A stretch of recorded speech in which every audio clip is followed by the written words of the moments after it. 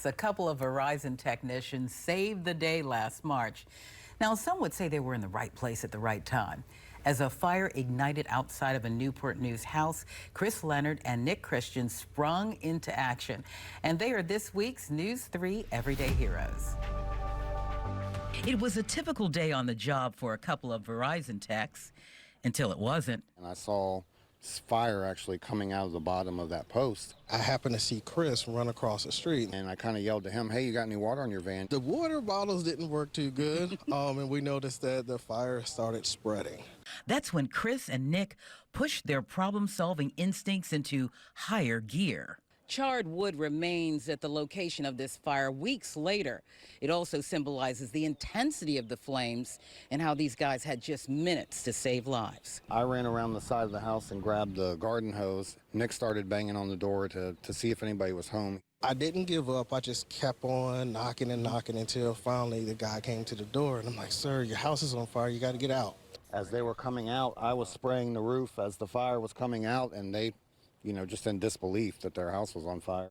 I called 911, told them the address, what was going on. Before I hung up the phone, I already heard the sirens. Both men give high praise to Newport News Fire for their quick response. And if you ask them, it's all in a day's work. But after hearing them tell their story, we had other ideas. Chris,